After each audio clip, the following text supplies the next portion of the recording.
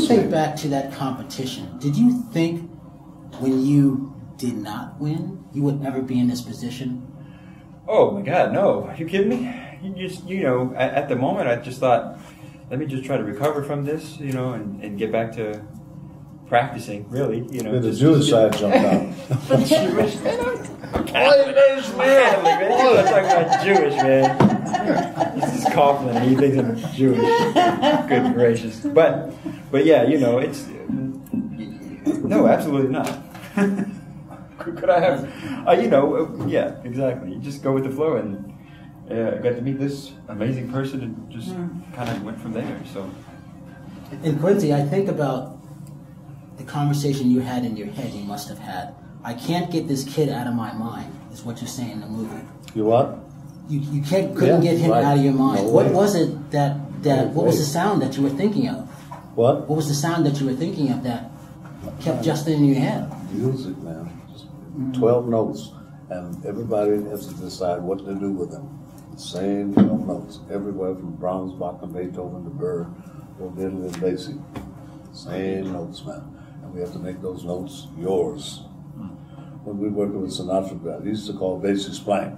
Splang, splang, splang. Because he's the most minimal, just like Miles Davis. We used to call him the jazz Picasso, you know. They knew how to use space, everything else. It's amazing. Jazz is the most amazing thing, but it's an ideology that I think that transcends just the music too. This is a way of thinking, the freedom. And Nadia Boulanger always used to tell me, the more organized and disciplined you are with the other things, is what gives you more freedom. And I didn't realize that, though. And she's right. Because jazz is not just you just play anything you want to do. There's an amazing foundation there, you know. Yeah. We know how to use that foundation, how to use the freedom, too. It's just astounding. Most amazing music, I think, on the planet. So how do you think this movie will, like, inspire young musicians today? They will start listening to some other stuff outside of Kanye. I mean, don't put that down. Lil Wayne. Yeah, but they'll appreciate. Well, appreciate good music. I mean, that's what I love about the group of kids we have. You know, kids that they are taking music back where it belongs, where it never was before, and where it belongs. That they're taking the best of the past, you know, and putting their own soul in it, and that's the way it's supposed to work. Yeah. The way we do it in Russia, everywhere in the world. Remember, Gabor Zabor was doing the Hungarian Revolution. We finally went with Lena Horne. We said, you guys doing that, the Voice of America show, which helped gave me the courage to get through the revolution. You know? It was powerful stuff. I mean, really powerful. Stravinsky got it. My favorite composer. You got it. Well, it's close to me. My son is in college in Baltimore, and he's studying musicology. Who was? My son. Okay.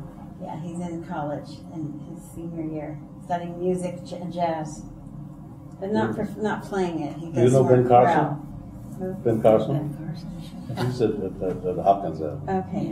Yeah. Greatest doctors in the world. Number one book. Yeah. Well, when you think of, were you surprised when Alan came out of here and all of a sudden just started filming? And just everything just started leading to one thing to another? Oh yeah, no, the whole process was insane because from my perspective, Al and I went to school together at William Patterson. So that's where I met Al. And then Al was how I met Clark, because Clark lived by the campus. And when I got there, Al was already pretty close with Clark and the family. And so Al and I both joined Clark's small group. And so we were playing with him and visiting at the house all the time. And really, and how I actually got to know Clark initially was because of his diabetes. He was losing his sight, and he was having a tough time with it. And so I go to school at William Patterson, and I was like, man, I think you should come with me and visit with Clark, you know, and talk to him. And I'm thinking, oh God, we're going to play Terry's house. That's pretty crazy. So we go, and I lost my sight at 11, so I was already totally blind, and I could sort of share with Clark my experiences and say, you know, things still are okay, you know, still got music, still able to do a lot of things that I love, and also it just gave him somebody with some perspective who's already there, but also it gave me a chance to spend time with him, and we stayed close over the last, I guess it's been like 8 or 9 years now. And we all kind of go our ways. Al goes back to Australia. And the way it worked is, you know, a company from Australia wanted to do a film on Alan Clark, and that fell through. So he decides he's going to do it on his own. You know, he's like, well, whatever, we'll make it ourselves. It can't be that difficult. And, you know, starts filming Clark. And I just so happen to always be there because I'm with Clark all the time, just making trips. So Al says, would you mind if we filmed you as well to show the teaching, the mentorship process? And I just figured, sure, nobody's going to see this. Like, it's my buddy, he surfs all the time, he plays drums, like, he's not a filmmaker, you know, but and like you said, stuff just happened. You know, when I said that, I told him, I said, man, you're going to have nothing to film. This is so boring. I'm living in New York, I'm like working a little bit here and there and stuff, but it's not great, and like, good luck finding something interesting. And then life happened in the last 4 years, and it was incredible that he was able to be there for that. And, you know, it's been an incredible journey. 300 hours of footage later, yeah. 350. Well, for me, first of all, I cried all the way through the film. You did? I cried all the way through. It goes deep. Beyond music, it's about humanity. Beyond. Yeah. And for me, you know, of course, the love yes. is powerful. So powerful. And also just being part of that sacred chain, that legacy that Clark's, you know, you were his first student, for God's sake, right? I mean... And he got the socks. Oh. That's so beautiful. You know, that touches you. Man. So beautiful. And that scene where you're there with Clark, it just... And talking with Al and realizing how he came to know Clark, you know, and he was going to go back to Australia, and then he happened to bring you, and then you happened to show up. It's crazy. But it works on so many levels. The teaching, it's like divine intervention, though, isn't it? And it just continues. Yeah. So, Q, I know when you brought like Snoop and Terrence down to Arkansas to see Clark, what is Clark's perspective like on hip hop music now these days? They were all ready to do it. They both from East St. Louis, you know. I lived there when I was a kid with my grandmother, and it just fit like a glove. Mumbles and rap, I mean, that was preceded rap, way before rap. You know? And what's amazing, it's not an accident that it turned out to be bebop, doo-wop, and hip-hop. Nothing close to each other, but they all go together. And I saw all of it going They come from the same place. Huh? They come from the same place. Not really. A little bit. Well, they come from the same people, Yeah. But not they have no idea. And then the rappers started to take all of the hip hop slang and everything else, you know, like Leslie Young was calling basically Homeboy 90 years ago, you know, and Cribs and all this stuff. That's all bebop, man. That's way back to Babs Gonzalez in the 40s and 50s, you know, and it's all connected. And the sad part about it is they don't know where it came from. And that's what I'm so passionate about. We got a 400-person consortium put together a definitive American music curriculum because they don't know. And I talked to Ludacris and Drake, Common. In your mind, when was the year that hip-hop started? They said about 1971 with the Black Panthers and Bill Scott Heron. Man, we were rapping in Chicago in 1939 when I was 5 years old with the Dirty Dozens, Signifying Monkey, and the Titanic. It was all talking about your mama, you know. And that goes back to the Bongi praise showers in Africa and the griots, oral historians, and it's all connected. But they should know that, you know. And that's why the jazz evolved a different way than hip-hop did. Because the rappers are monsters. They like the jazz guys. And LL Cool, when I first met him in '85, he was 15 years old, and he said, "What do the musicians and singers think about us?" And he knew it was a third category, but they didn't know where it came from, though. And that's the part I wanted to know, because if you know where you come from, it's easier to get where you're going. And the musicians, the jazz guys knew.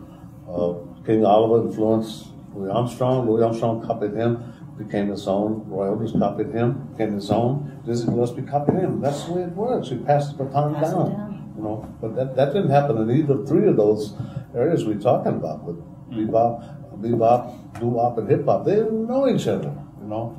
Because it was Lionel Hampton and Julie Jordan that started rock and roll in the 40s. Forget about Presley and Bill Haley. That's where it came from. I was there. So since they did a movie on Justice, Quincy, when they do a movie on you, what do you hope they get right? What do you hope they get right when they do a movie on you? I don't know. Well, we got a movie on you. Listen up, right? No. Because you know they're gonna. Yeah, they keep talking about it, yeah. I don't want them to do that right now. I'm a kid, man. To start. My doctor promised me to keep me at 110, so I got my ways to go. Let's see. Nanotechnology and a genome breakthrough. It's possible. Well, and I thought it so wonderful that you're, mentoring Justin in a way, as Clark mentored you, and as Clark mentored you, and it just keeps on keeping on. That's right, but that's the whole idea, is that baton keeps getting passed down, and even if it's inadvertent, like our relationships. I love him. Nani Boulanger told me when I studied with him in Paris, your music can never be more or less than yours, a human being. That's the bottom line. He's a great human being. That's why he's a great musician. What was that? What was your first tour like when you went out with them? When I went out? Yeah. What do you think? It was crazy. It was a remarkable experience. Quincy, just being with all these other really great musicians and playing in front of these audiences, so I mean, large, but also so appreciative. It's quite an experience. You just hope. The idea is to work really hard at your music so that you have something to share with people. That's what it's all about. It's the essence of, Clark's whole career is based on sharing, whether it was with his music, when he was playing with Ellington, Basie, and then when he was teaching and sharing not only the music, but the love of the music with his students and inspiring them. Yeah, so, to be able to take part in that in any capacity is like just a real blessing for me. So I can hope to take part in that legacy. I feel like Al did a wonderful job of capturing the process of capturing, how selfless Clark is with his students and in his life. And I think that's an incredible thing that he did to share this with so many people that would have never been aware of it. And then for my part, as a musician, to share it, hopefully with the music that I play, but also to pass on what I got from Clark and from Quincy. Time is in your hands now. Yeah. Whether I like it or not, I got to do it. It's a responsibility. So, when you're blessed, you definitely got to keep that moving. That's right. It happens automatically. That's amazing. In 50 years, you'll be a Clark. That's right. Well, and what you give to Clark is so profound, right. Justin, and that keeps him going too. You can see it. It. And two of my favorite parts in the film were when looking back on Clark's career and that moment when Dizzy says to Clark's wife, "Do you know who you're married to?" He said, "I certainly do." and then when you say to Justin, "You're looking at the greatest that ever lived," and to me, it's also about the acknowledgement of Clark and his contribution, and that's really important too. That we recognize and acknowledge. Monster. Yeah, absolutely. It's and Clifford Brown Boy. Clifford. I played next to Clifford Boy. They were frightening.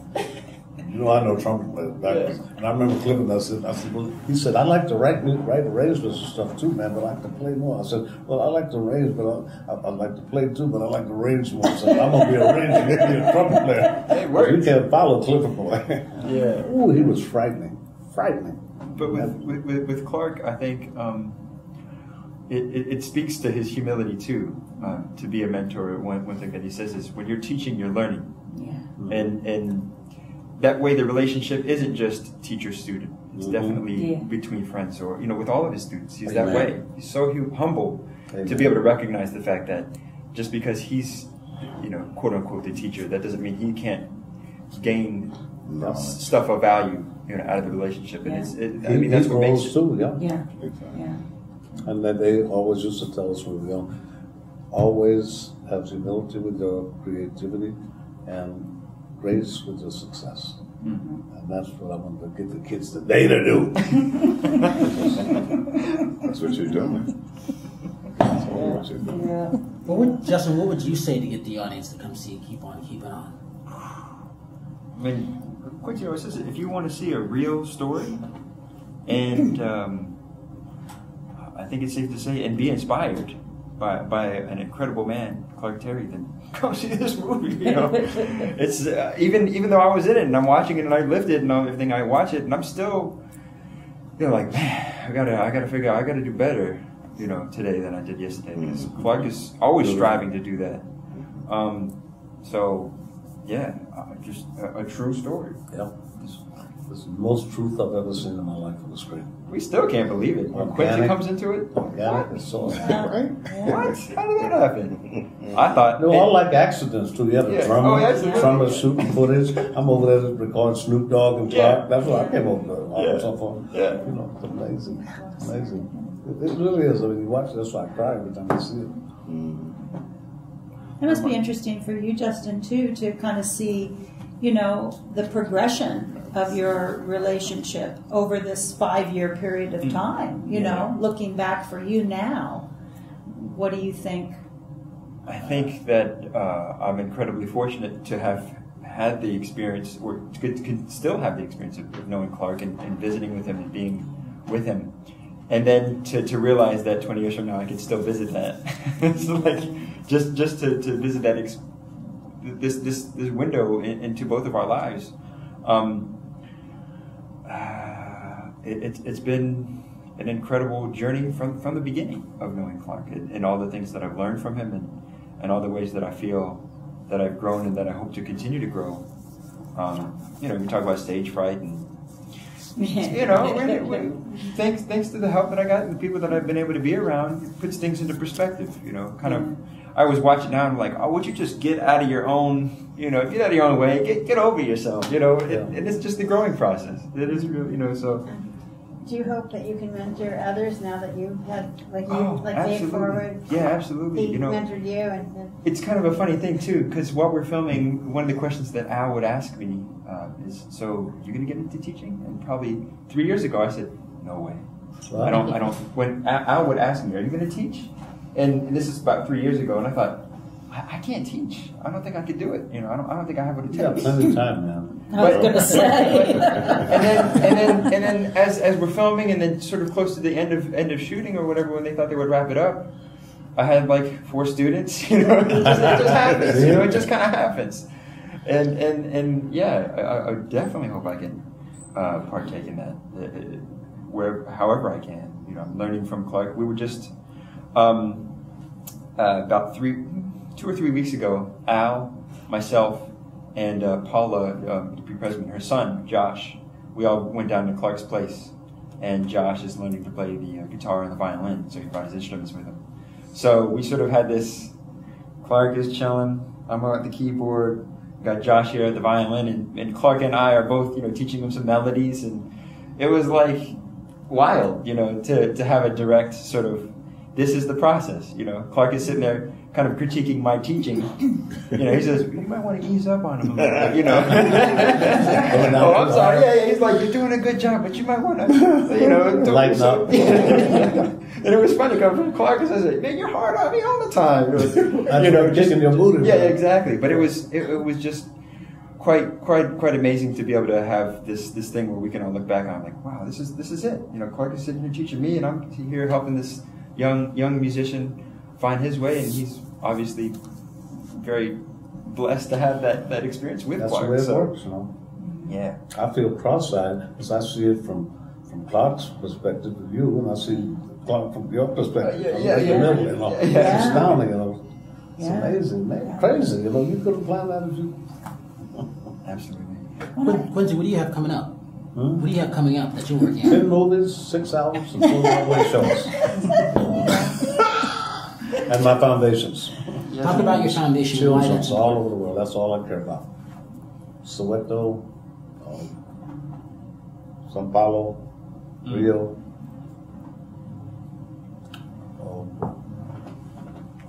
All over the world.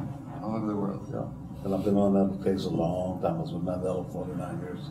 I love it, man. And I remember one time he called and asked me to co-host a thing up in northern part of Botswana. with the kids or where all of their age, you know, and they wanted me to come. They from 11 to about 17, they were running their own show too, and they were trying to whether they have to just stop sex or wear protection or whatever. And the kids kind of took over, so I got 6 gangsters from Compton, Spanish and black, male and female, and took them with me. Went to South Central to South Africa. And in 10 days, man, all those attitudes and stuff going on. I said, let's see. At the end of that thing, although the Shabbats went with us to Malcolm's daughter, at the end of that, these kids were on their knees crying, kissing Mandela's hand. We took them to hear the gospel choirs and all of that stuff, you know, just every bit of it that they'd never seen. And also, we promised him to build 100 homes with Habitat for Humanity. And I had them out there with the bricks. We were all building the homes in the orange farm there. It was amazing. And in 10 days, these kids were totally transformed now. They're all executives working with kids, keep them from going to jail and taking care of them after they get out of jail. It's the most amazing thing. You just got to try it. And Bono, we go to, they did Live Aid first. They kind of forced us to do With the World. You know, they said, you guys aren't doing you guys ain't doing nothing, man. Come on, let's go. Take them on the road. I'm not taking 46 maniacs on the road. No way. Record session. And we did it and sent over $1 million worth of food just to test trolls in the water, you know. Didn't understand NGOs or the ground or anything. It was before the Eritrea conflict. And they took the $1 million worth of food, threw it on the desert floor, said they wanted to let him come get it. And in 4 days it spoiled. And then Bono and I said, we joined it together like brothers. He just gave me this cross for my birthday. And we said, we got to learn the science of this stuff. And we did. We met every leader on the planet, shared that. And in 1999, we went to the Costa Gandolfo, which is the Summer Vatican, Pope Paul, and 25-minute meeting. Bob Geldof joined us, and so was Jeff, and we made our mission statement, which is our HIPC Third World Debt Relief. That's what we were aiming at. And the Pope came out, and he had an affirmation, a 4-page affirmation. He agreed with us. That was on a Thursday in September in '99. Bono and I went to Ez for 3 days, and that Saturday, the paper said because of that meeting, we got $27.5 billion debt relief for Bolivia, Mozambique, and Ivory Coast. It's 20 million kids in school. And that what means you just got to try. Even if you don't know, you just got to try. Go with your feelings, you know. And it educates you. And every time, you know, there's 2 attitudes, and I'm sure that he laid that on you, of defeat and victory, when you take the steps of victory and defeat. And if you take the steps of defeat, you got to get back up and keep hitting it, man. You can't get an A if you're afraid of an F. Hit it. Keep on One sucking. more time. Keep on trucking. Keep on keeping on. That's sucking. right. Keep on If sucking one till don't you- succeed, keep on sucking till you suck the seed. I love that. Clark is crazy, man. Yeah, he's something else. It also speaks to the power of art to transform the world, to Yes. take that creative energy Yes. and really use it to Yes. transform hearts and minds. And it has always done Always. it. Yes, always. And you were in that part of that ambassador to the State Department Yes, tours we and go back. visited. I know that from Virginia. I was 22 years old. Yeah, yeah. Yeah. I remember we went to Iran the first time, Abadan and Tehran, and they think it was this Iraq boy. That's us all in. Then you see the customs of the people, you know, they'd invite us to dinners, and the guy said to his wife, why don't you marry, man? He said, why don't you invite your wife? It says, our custom says, if you see something on my fireplace and you would marry it, I have to offer it to you. But if your wife is cute, you know, and I said, she's cute, you have to offer it to you. I said, well, I understand. But it's amazing how it goes, you know. And in Baghdad, and I know I'm rambling on, but I'm just telling you the truth. In Baghdad, we went to Baghdad in 2003, because we did it 50 years before. And I went over to try to get 250 kids to the hospital in Washington. Yeah. With all the things you've done, like a lot of noble things, how would you place this film in the whole perspective? Would you say it's one of your It's all the highlights? same stuff. Uh-huh. It's all the same stuff. That's what I'm trying to say. It's the attitude, it's the state of mind, you know. Yeah. It's very special. And over there's a guy at the airport, a tall, blonde colonel, said, can I speak to you privately? They'd just taken over Baghdad, you know. It was dangerous as hell. The plane went down like that. RPGs, you know, barrel grenades could take you out, you know. And the head of the CIA gave us another plane that kept ours with Creed, Ronnie, and Jordan. And this cat said, he was crying when I talked to him. I said, what's the matter, man? He had shades on. He says a vehicle charged a checkpoint last week. And they promised us we were going to be heroes over here. I have 3 kids and a wife. And they came to he did like that to the vehicle, which over there means come. This means stay. Just that, and that's what you got to deal with. How the societies are so different all over, you know. But jazz is always the same. Yeah. That's all I'm trying to say. It's universal. Last question, right after Justin You responds. tell me to shut up. No, never. Right? No, all good. All good. For that. Justin, what are you listening to these days? Everything. Such everything. Bach. I was just listening to some Bach. Good music is good music. But Lil Wayne, you know. yeah, not recently. That's right. Are you gonna play some gigs while you're in town? No. Well, we're here. I'll actually be playing after some of the screenings or some of the showings of the theater. So we'll be doing some sort of impromptu performances this weekend, and we'll be sort of on the road again. So just traveling all over. We try to soak it in. I'm just listening to Quincy's stuff he arranged. You know, he's got these nice box sets that I bought. Get those nice box sets. You know, when Quincy, I'm thinking Quincy's probably like 23, 24, and he's arranging this stuff with the record you got with. Pogo. Did you do any record? Art Farmer. Art Farmer. The first one, yeah. You know, try to soak it all in. 53. Good music. That's great. And Clark, of course. Clark. My favorite record is Oscar Peterson. There's 2 records that they did together. One with the trio, Oscar Peterson Trio plus Clark Terry, and then one they did duo. It's just Oscar Peterson and Clark. Forget it. You don't get any better than that. Al talked about his love of Oscar Peterson too, because that was what kind of kept him from ending up back in Australia. Yeah, that's right. Going to see Oscar Never go Peterson. see him. Yeah, Australia? Oh no, you're saying Al Hicks. No, that no, kept Al Hicks. Al from going back to Australia. Going back to You Australia. went to go see, Yeah. Oscar played at the Blue Note, and that's where he met Clark. Remember Jazz and Philharmonic days it was like almost like a Rolling Stone concert. Tenor players battling each other and everything else. You know, Jack and Flip Phils. It was like the Stones. It was that much energy, you know, in the 40s. It's great. That is one really special moment that wasn't in the film. This is before, but we're at Clark's house, and Clark gets a phone call. Says, "Oh, it's OP." You know, again, okay, who's that? And Clark is talking, and then he hands the phone over to me. He says, "Would you like to say hello to Oscar Peterson?" Hello. Oh my God! Did your socks come off? Yeah, definitely. The socks came off. Oh man, you know I that kind of stuff happened all the time. I saw Oscar Peterson at the Bowl after coming back from the stroke, and I thought, my God, if this is how he plays after a stroke, I don't know what. These guys, they don't know how to stop. That's The music, amazing. you live the music. Beautiful. People don't know. It's beautiful. And then you decided to really invest in this project further when you showed up at Clark's. But that was an accident. Yeah. I was there to talk to Dogg. Snoop Dogg was supposed to lead us. Yeah. He was going to do rap and probably do mumbles and do a thing together. They go to St. Louis something like that. And he didn't show up. So we just went our own way. And he said, "Where did you hear this blue?" And I did. Blew my mind. You've been working with a lot of piano players recently. You've been working with a lot of piano players recently, mentoring piano players. Is it anything particular about that? It's never stopped, man. But to 52nd Street on, man, it's just never stopped. Really.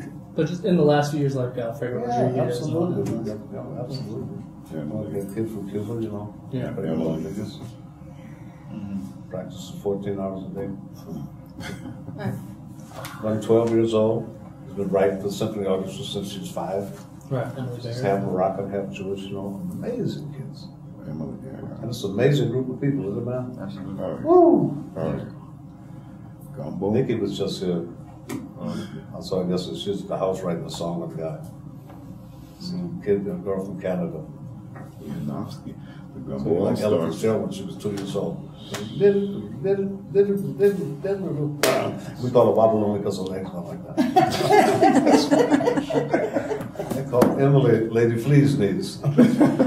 They're the greatest people I've ever met in my life. Yeah. Geniuses. It's a joy. Thank you, guys. Appreciate it. Thank you. Thank you. so much. Thank you, everyone.